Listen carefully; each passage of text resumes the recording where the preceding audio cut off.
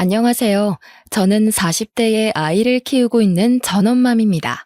집안일을 하거나 혼자만의 시간이 있을 때마다 이 채널에 담긴 많은 사연들을 보며 제가 겪었던 일을 다시금 꺼내어 생각하고는 했어요. 지금이야 어엿한 40대에 아이를 키우는 평범한 엄마로 잘 살고 있지만 한없이 빛나기만 해야 할 제 청춘은 지금과는 다른 삶을 살았습니다. 자식이라고는 딱 저 하나뿐인데 저희 부모님은 제게 관심이 없으셨어요.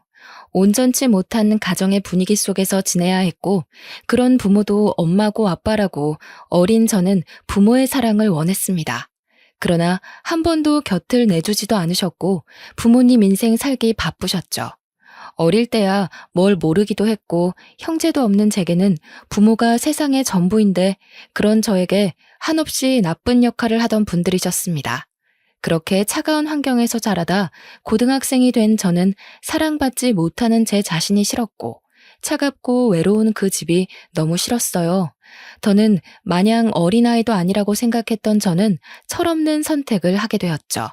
다짐을 하자마자 그 길로 가출을 해버렸습니다. 가출하니 자연스럽게 나쁜 길로 빠지게 되었어요. 학생의 신분으로 그 나이에 해서는 안 될 음주와 흡연도 했습니다. 제 자신에 대한 자존감이 없다 보니까 이렇게 망가지는 것만이 제가 할 수 있는 일이라고 착각을 했던 것 같아요. 더 슬프고 웃긴 건 제가 가출을 했는데 행방을 찾지도 않더라고요.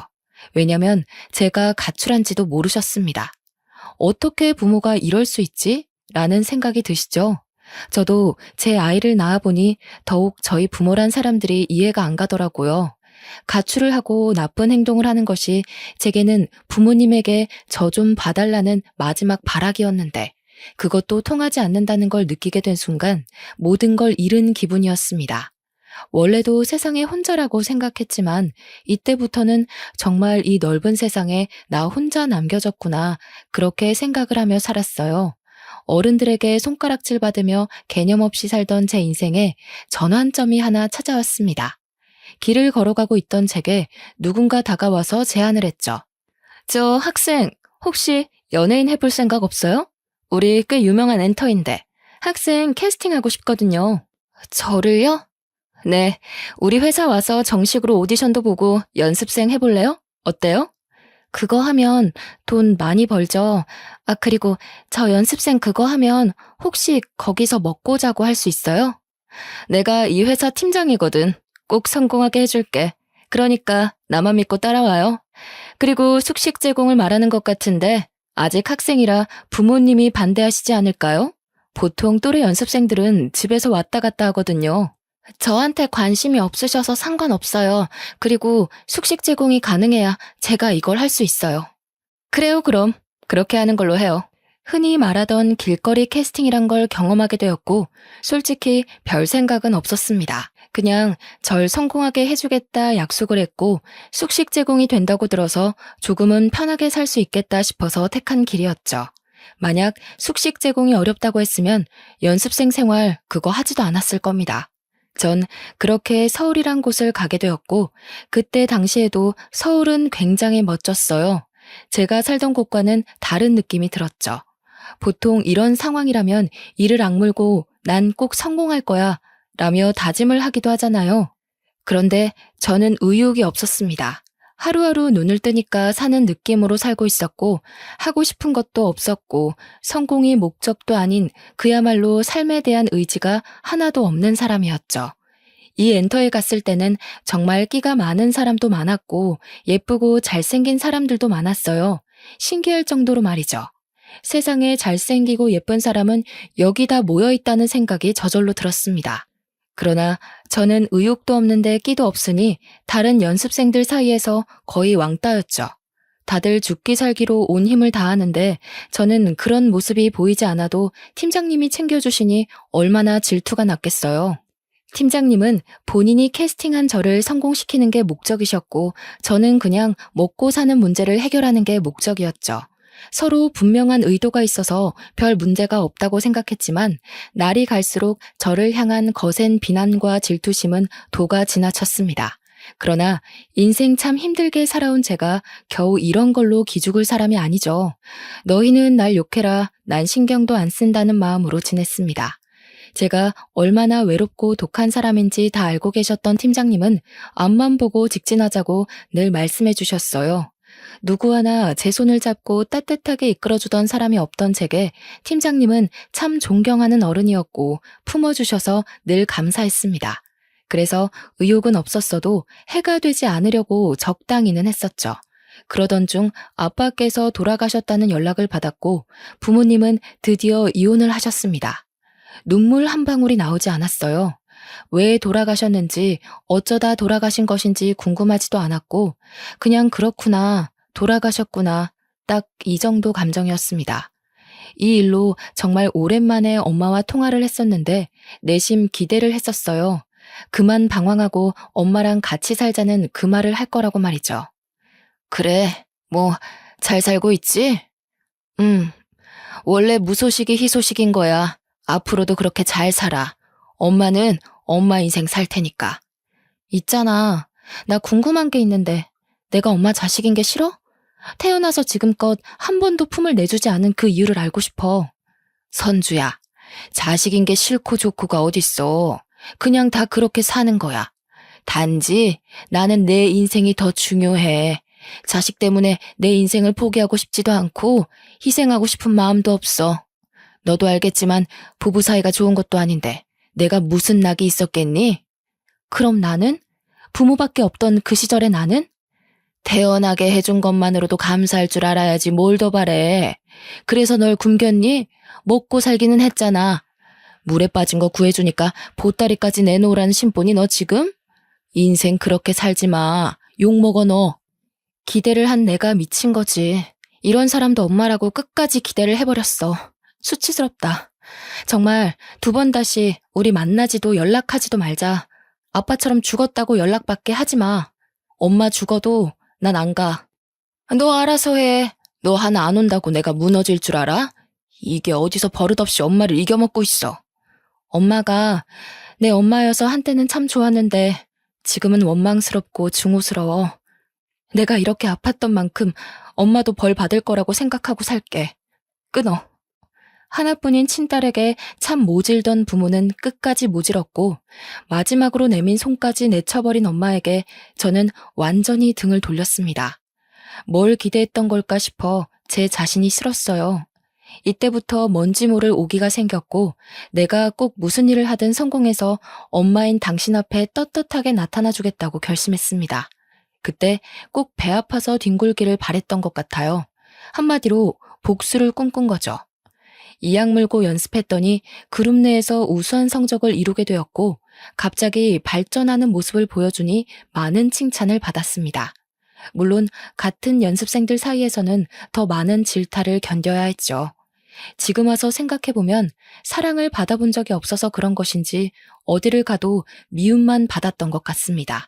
그러니 늘 외롭고 쓸쓸한 인생을 살았고 조금만 잘해주고 조금만 손을 내밀어주면 저 사람 참 좋은 사람이구나 그렇게 생각을 했죠. 같은 연습생 생활을 하던 오빠가 있었습니다. 저보다 4살이 많았고 많은 여자 연습생들 사이에서 인기를 얻고 있었죠. 그런데 그 오빠는 늘 혼자서 질타를 받는 제 곁을 묵묵히 지켜줬고 전 그 따뜻함이 낯설게 느껴지다가 시간이 지나니까 사랑하고 싶었습니다. 사랑이 뭔지도 모르면서 그냥 그렇게 사랑하게 되었고 연애를 했어요. 당연히 같은 연습생들끼리 연애를 회사에서는 반대를 했었고 비밀리에 쉬쉬하며 만나다 결국 들통이 났습니다. 그 이후 저희 두 사람은 이전보다 더 힘든 시간을 견뎌야 했어요. 쓴소리를 정말 많이 들었습니다. 성태야, 선주야, 지금 너희가 연애할 시간이 어딨냐? 어? 다른 애들은 1분이라도 더 연습해서 어떻게든 데뷔하겠다고 난린데 너희는 뭘 믿고 그렇게 여유로운 건데? 죄송해요. 그렇지만 연애를 한다고 해서 연습 소홀하게 한 적은 없어요. 선주야, 말은 똑바로 하자. 솔직히 너 다른 애들에 비해서 간절하지도 않은 거 나도 알고 있는데 계속 이런 식이면 우리도 곤란해. 요즘 세상이 예쁘다고 다 되는 것도 아니고 둘 다 명심해. 봐주는 건 여기까지야. 둘이 관계 얼른 정리하고 너희 본분에 집중해. 결국 실장님께 따로 불려가서 남자친구와 저는 이런 말을 들었습니다. 많은 생각이 들었어요. 저는 연습생을 굳이 하고 싶지 않았으나 숙식 제공이 되니까 했던 거고 먹고 살 길이 없으니 선택했던 길이지만 남자친구는 본인이 이루고 싶었던 꿈이었습니다. 본인이 꿈이 코앞으로 다가왔으니 쉽게 포기하기가 어려울 텐데 남자친구는 저를 선택했고 저도 그런 남자친구를 선택했어요. 안 그래도 너무 힘들었던 연습생 생활이라 하기 싫었는데 차라리 잘된 일이라고 생각했죠. 저는 회사에서 숙식 제공을 해줬지만 남자친구는 본인의 힘으로 작은 반지하 원룸에서 지내고 있었습니다. 연습생 생활을 포기하면서 당연히 모든 지원은 끊겼고 저는 남자친구가 지내는 곳에서 함께 지내며 별일을 다하며 돈을 벌었어요. 그때는 그게 최선이라 생각했고 아마 다시 돌아가도 같은 선택을 했을 거지만 지금 와서 생각해보면 참 철이 없었죠. 제 모든 선택에는 늘 부모에 대한 원망과 증오가 있었고 그렇기 때문에 난 이렇게 된 거야 라며 합리화를 했던 것 같습니다. 남자친구와 살면서 카페에서 아르바이트도 해봤고 식당에서 설거지도 일도 했고 고깃집, 공장, 편의점 등등 별일을 다 했어요. 제 힘으로 돈을 벌면서 점점 통장에 돈이 쌓이니까 재미가 들렸고 더 열심히 일을 해서 돈을 벌고 또 모았습니다. 남자친구도 열심히 일을 해서 돈을 벌었어요. 반지하 원룸에서 사는 게 절대 쉽지 않아서 하루라도 빨리 지상으로 이사를 가고 싶었습니다. 늘 습하고 곰팡이 냄새가 가득하던 그곳의 냄새는 꽤 오랜 시간이 지났는데 아직도 잊혀지지 않아요. 뭔가 제게 그 반지하는 많은 의미를 줬던 곳인데 제 힘으로 얻은 것도 아니긴 했지만 가장 바닥인 반지하에서 스스로 시작해서 점점 올라가 보자라는 의미가 있었습니다. 힘들었지만 쉬지 않고 일했고 그 결과 3층짜리 1.5룸으로 이사를 했어요. 날아갈 듯 기뻤고 너무 행복했습니다. 남자친구와 함께 지내던 이 순간이 제 인생에서 가장 따뜻했고 안정되던 시기였죠. 늘 제가 우선이던 남자친구가 있었기에 아무리 힘든 일을 해도 힘들지 않았고 이렇게 살다가 더 돈을 많이 모으면 결혼을 하자고 그렇게 약속을 했습니다. 그렇게 하루하루 행복이 뭔지 사랑이 뭔지를 느끼면서 살고 있는데 제게 자꾸 모르는 번호로 연락이 왔어요. 한두 번은 그냥 무시했는데 계속해서 오길래 한 번 받았습니다. 여보세요? 이제야 전화를 받네. 한선주 씨 맞죠? 대체 왜 전화를 피하지? 누구세요? 누구신데 자꾸 전화하세요? 내가 그쪽 투자까지 해주려던 투자자예요. 근데 이제야 알았거든요. 데뷔가 코앞인데 왜 그만둔 거예요? 대체 내가 지원이고 뭐고 다 해주려고 했는데 그랬으면 당신 인생이 달라졌을 건데. 네? 투자자요? 전 들은 말이 없는데요. 그렇겠지 당연히. 한선주 씨 회사에서 내가 투자한 걸 말하면 돈을 떼줘야 할 테니까 굳이 알려주지 않았겠지. 아니, 이럴 게 아니라 우리 한번 만나죠. 내가 이쪽으로 투자한 사람들은 무조건 대성했거든. 난 보는 눈이 있다고. 꼭 연예인이 아니더라도 방법은 있으니까 우선 만납시다. 의문의 남성에게 받은 전화는 무언가 꺼림칙했습니다.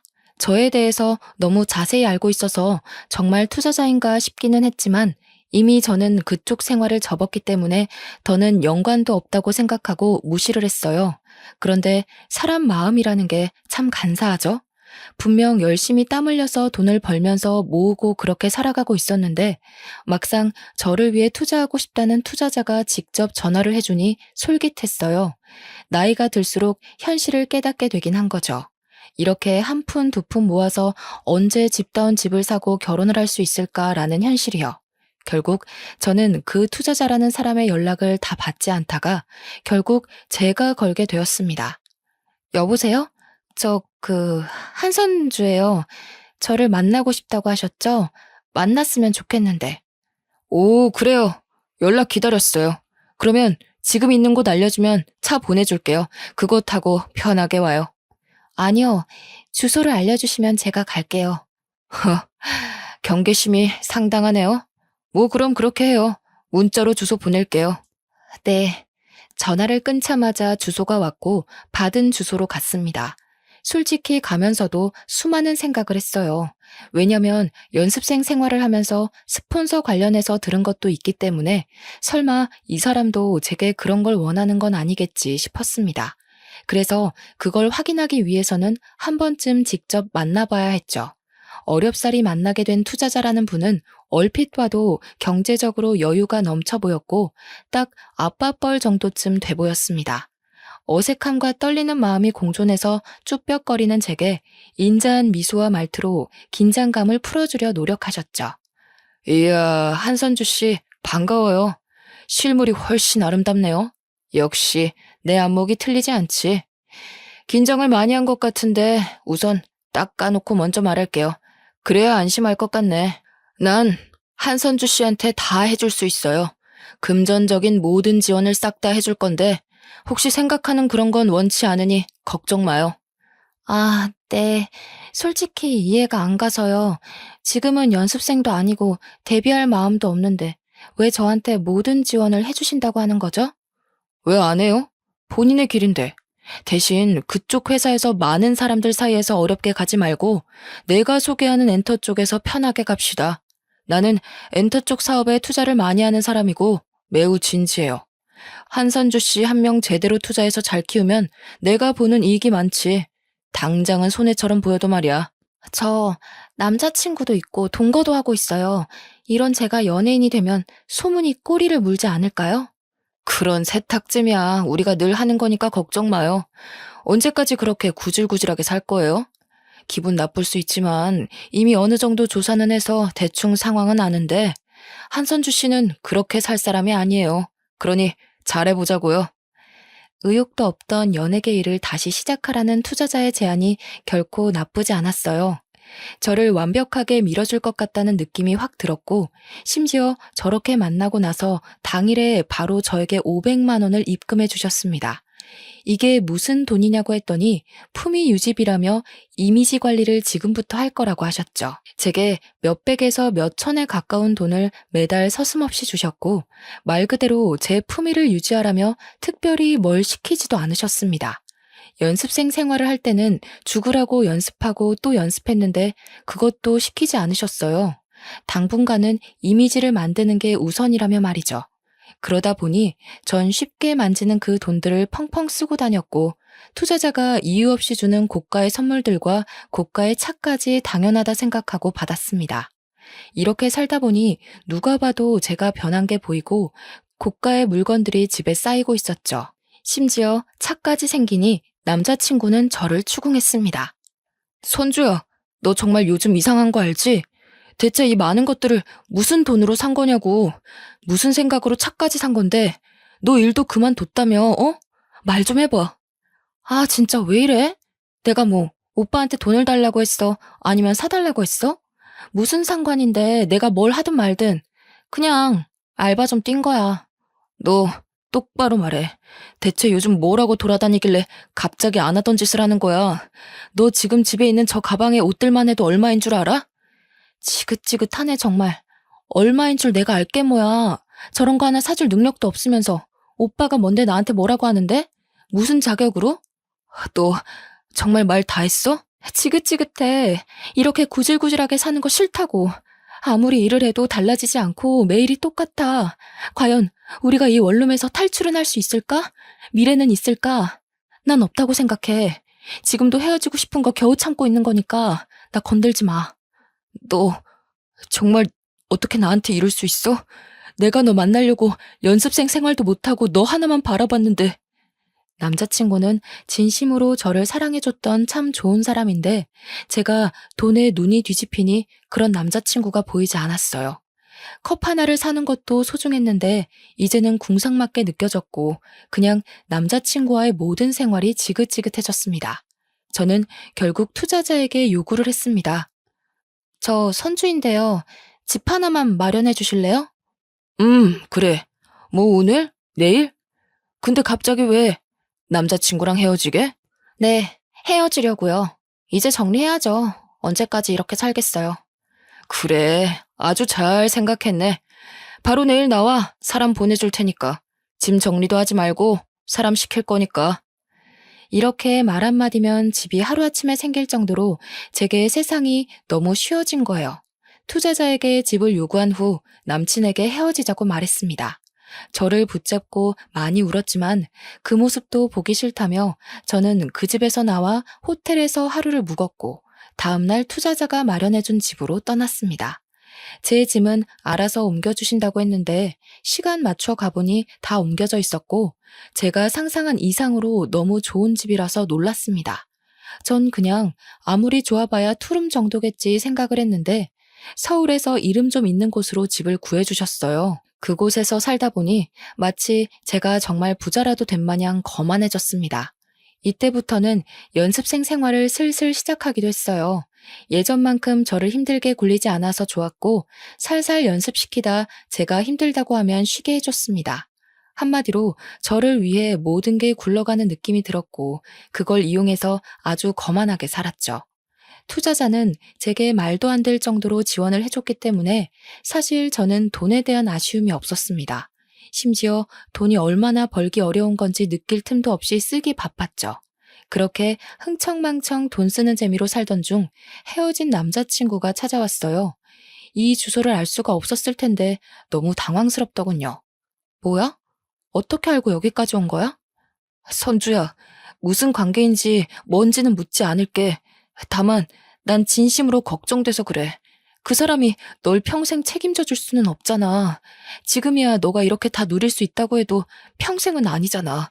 그리고 무엇보다 이렇게 사는 건 정말 아니야. 선주야, 너 왜 그래 정말. 부러우면 그냥 부럽다고 해. 내가 어떻게 살든 내 인생이니까 신경 쓰지 말아줄래? 우리 헤어진 사이인데 내 뒷조사를 한 것인지 뭔지는 모르겠지만 나에 대한 관심 자체를 꺼줄래? 내가 사랑하는 여자가 망가져가는 모습을 어떻게 보고만 있어. 나한테 다시 안 와도 괜찮아. 아니, 바라지 않아. 그렇지만 예전에 너답게 살아가줘, 선주야. 내 마지막 부탁이야. 웃기고 있네. 나다운 게 뭔데?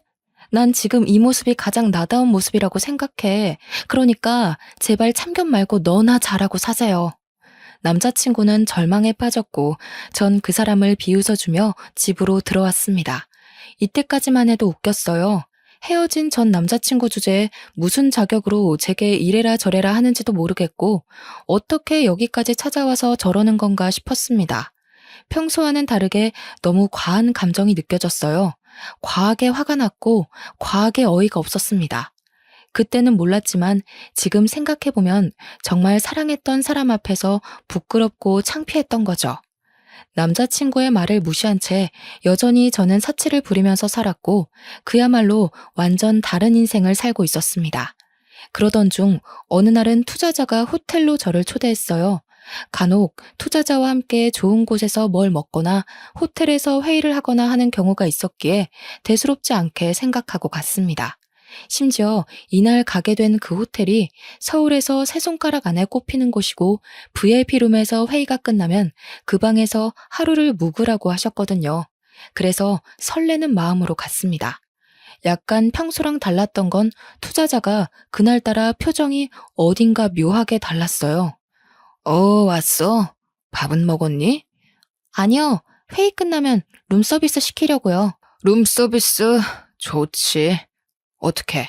내가 지원해주는 삶을 살아보니 좋지? 전에 만난 그 친구랑 살았을 때랑 비교가 안 될 건데. 그치? 그렇죠. 근데 오늘 회의 주제는 뭐예요? 에이, 왜 이렇게 급해, 오늘따라. 난 궁금한 게 많은데. 내가 생각을 해봤단 말이야. 선주 너한테 들어가는 돈이 어마무시해. 근데 정작 너는 나한테 주는 기쁨이 아직 하나도 없어. 그럼 내가 돈 줄 맛이 안 나겠지? 네? 갑자기 왜 그런 말을 하세요? 생각을 해봤다고 했잖아. 나는 너한테 이렇게 돈을 써도 기쁨이 하나도 없고 너 전에 만난 그 친구는 능력이 없어도 네가 다 해줬을 거 아니냐? 그치? 이건 불공평하잖아. 그래서 네가 나한테 기쁨을 줄 때까지는 다른 기쁨을 줘야겠어. 뭐라고요? 순식간이었습니다. 이곳에 자세히 담을 수도 없지만 갑자기 제게 기쁨을 달라면서 그런 관계를 원했고 저는 투자자를 밀치고 신발도 못 신고 맨발로 뛰쳐나왔어요. 그렇게 뛰쳐나와서 급하게 택시를 탔는데 생각해보니 제가 살던 그 집도 그 사람 집이었죠. 우선은 급한 대로 최대한 멀리 가달라고 했습니다. 그러다 문득 혹시라도 제 계좌를 추적하거나 할까봐 근처 ATM 앞에 세워달라고 한 후 돈을 다 뽑아버렸어요. 그 후 최대한 멀리 떨어진 곳으로 가서 호텔에 몸을 숨겼습니다. 한참을 울고 또 울었고 그제야 정신이 들더라고요. 핸드폰 전원도 꺼두고 무서워서 아무것도 못한 채 호텔 방 안에만 숨어 지낸 지가 일주일쯤 되었을 때 저도 생각이 어느 정도 정리가 되었습니다. 모든 걸 내려놓고 정신 차리고 살아야겠다고 말이죠. 일주일 동안 자책을 너무 많이 했고 저 자신이 너무 한심해서 말로 다 설명할 수도 없었지만 살고는 싶더라고요. 그래서 용기를 내 핸드폰 전원을 켰는데 투자자에게 미친 듯이 연락이 와 있었습니다. 보니까 내용이 그랬어요. 기쁨도 주지 않고 도망만 친 저를 용서할 수 없다며 죽을 때까지 쫓을 거니 멀리 도망쳐 보라는 협박성 문자들이었습니다. 이외에도 본인 소나기에서 벗어날 방법을 알려주겠다며 그동안 지원받은 모든 것들을 다 내놓으면 놔주겠다고 했죠. 한참을 고민하던 끝에 용기를 내 투자자에게 직접 전화를 걸었습니다. 저예요. 지금 이게 뭐 하는 짓이에요? 애초에 계획한 내용과는 전혀 다르잖아요. 당신 멋대로 계약 위반해놓고 이제 와서 지원한 거를 갚으라고요? 웃기지 마세요. 선주야, 내가 늘 말했잖아. 어딘가에 사인할 때는 꼭 자세히 읽으라고. 너 그 계약서 제대로 안 읽었구나. 거기에 쓰여 있는데 1년 안에 데뷔 못할 시에는 내가 원하는 기쁨을 데뷔할 때까지 주면서 지원받은 걸 갚아야 한다고. 그게 딱 적혀 있어, 선주야. 뭐라고요? 당신 진짜 사람 아니구나. 내가 그럼 너 따위한테 그런 지원을 이유 없이 해줬겠니? 다 이유가 있는 거야. 이제라도 알았으면 몸으로 기쁨을 주던가 몸으로 일해서 갚던가. 뭐 선주 네가 선택해. 대신 오늘 안에 선택해서 대답을 해줘야 해. 안 그러면 어쩔 수 없이 내가 너를 찾아갈 거니까. 이딴 게 어딨냐고. 내가 그 돈을 어떻게 갚냐고. 돈을 못 갚으면 몸으로 갚으라니까. 더러운 놈. 가만 안 둘 거야. 그렇게 투자자와는 전화를 끊었고 답이 없었습니다. 제가 생각했던 것 이상으로 상황은 심각했고 뒤늦게 찾아본 계약서에는 정말 그런 내용이 적혀 있었어요. 아주 깨알같이 작은 크기로 말이죠. 세상에 공짜는 없는 건데 정말 멍청해도 어쩜 이렇게 멍청할 수 있는지 저 자신이 싫었어요. 결국 저는 도망자 신세가 되었습니다. 투자자는 저를 쫓았고 저는 도망 다녔고 그렇게 살았어요. 죽기 살기로 도망쳤는데 투자자는 제게 늘 문자로 그랬습니다. 아이고, 놓쳤네. 이번에도 꼭꼭 숨어라. 머리카락 보일라. 너무 두렵고 무서웠지만 제가 다 저지른 일인데 누굴 탓하겠습니까? 이 와중에 전 남자친구가 자꾸만 떠올랐는데 그게 참 이기적인 거죠. 떠올리는 저 자신이 어이가 없더라고요. 그렇게 헌신적이고 착한 사람을 매정하게 버려놓고는 이제 와서 제가 죽을 것 같으니 떠올리는 것도 싫었습니다. 본인 꿈까지 포기하고 저를 선택한 사람인데 이제 와서 그 사람을 찾아가면 저는 정말 몹쓸 짓을 여러 번 하는 거겠죠. 그렇게 저는 안 돌아다닌 지역이 없었어요. 매일 지역을 바꾸면서 돌아다녔습니다. 더 이상 갈 곳도 없고 떠돌아다니며 도망다니는 것도 너무 지치더라고요. 설상가상으로 돈도 더 이상 없어서 견딜 수가 없었습니다. 다행인 건 정말 깊숙한 시골 동네를 우연히 가게 되었는데 거기서 만난 할머니께서 저를 며칠 동안 그냥 묵게 해주셨어요. 그게 감사해서 할머니 밭일도 도와드리면서 한 일주일을 넘게 있었던 것 같습니다. 그런데 거기까지 투자자가 찾아와서 할머니께 제대로 인사도 못하고 도망쳤고 하필 짐도 제대로 못 챙기고 도망치는 탓에 주머니에 있는 돈이 고작 2만 원 정도였죠. 아마 그 할머니를 추궁해서 제 짐가방을 투자자가 가져갔을 거라 다시 가봐도 의미가 없다는 걸 알았습니다. 결국 노숙이라는 걸 하게 되었고 공원 의자에서 하루를 지새우고 공중 화장실에서도 자고 그러다 정말 씻어야겠다 느껴서 찜질방에 갔어요. 딱 여기서 하루를 보낸 후 숙식 제공을 해주는 일자리를 구해야겠다고 생각을 했습니다. 그간 일자리를 못 구했던 이유가 일하다 도망치면 돈도 못 받고 가게에도 피해라고 생각해서 못했는데 더는 길이 없었죠. 노숙까지 하다 오랜만에 깨끗하게 씻고 컵라면을 먹고 잠이 들었는데 그렇게 개운하고 편할 수 없었습니다. 한참을 곤히 자고 있는데 누군가 저를 흔들어 깨웠어요. 순간 직감적으로 큰일 났다고 느꼈고 두 눈을 번쩍 뜨니까 제 얼굴 앞에는 투자자가 있었죠. 사람이 너무 놀라면 소리도 못 지른다는 말을 이때 실감했습니다. 악소리도 나지 않았고 그저 멍하니 쳐다봤어요. 투자자는 거칠게 저를 끌고 갈 줄 알았는데 잠시 조용한 곳 가서 얘기 좀 하자고 했죠. 그동안 봤던 모습과는 전혀 다른 모습이라 또 경계가 되었습니다. 또 무슨 속셈인데요. 차라리 그냥 때리든 뭘 하든 알아서 하세요. 더는 더 이상 이렇게 못 살겠어요. 미안해요. 내가 오해를 했더라고요. 사실 10년 전에 당신 엄마랑 결혼까지 약속했었는데 알고 보니 유부녀의 애도 있었더라고. 난 그래도 괜찮다고 기다리겠다고 했고 그 여자는 이혼하고 얼른 오겠다고 했었지. 그래서 간이고 쓸개고 돈이란 돈을 다 가져갔어. 딸이 아프네 뭐네 하면서 다 가져가 놓고 다른 남자한테 가버렸거든. 근데 그게 나랑 무슨 상관인데요? 그리고 저 그 사람에 대해서 별로 듣고 싶지 않거든요? 그러니까 이런 사이인 줄 몰랐어 내가. 그 여자가 내 모든 걸 다 빼먹고 도망친 게 너무 열받아서 복수하려고 선주 씨한테 접근한 건데 이번에 알았거든. 둘 사이가 남보다 못한 사이라는 것을. 내가 이걸 진작 알았더라면 선주 씨 괴롭히지 않았을 건데 정말 진심으로 미안해요. 뭐라고요? 그럼 이게 다 결국 엄마 때문에 그런 거라고요? 저한테 나쁜 짓도 하려고 했잖아요. 그것도 엄마 때문이라고 할 수 있어요? 그 여자가 무너지는 걸 보고 싶었거든. 보통 자기 딸을 건드리면 엄마는 다 미치니까. 근데 그 여자는 아니더라고. 정말 진심으로 사과할게요. 나 때문에 버린 시간에 대해서 모두 보상도 할게요. 뭐 이런 더러운 경우가 다 있지? 평생을 엄마라고 해준 게 없는데 그까지 정말. 근데 솔직히 돈에 눈멀어서 행동한 제 탓도 있는데 누굴 탓하겠어요. 투자자와 얘기를 나눈 후 저는 집으로 돌아갔어요. 그리고 생각을 정리해봤습니다.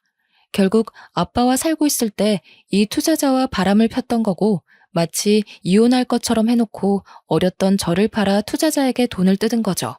뜯을 만큼 다 뜯고서는 투자자가 아닌 다른 남자와 또 바람을 핀 거니까 솔직히 제가 투자자 입장이라고 해도 열받아서 복수를 하고 싶을 것 같더라고요.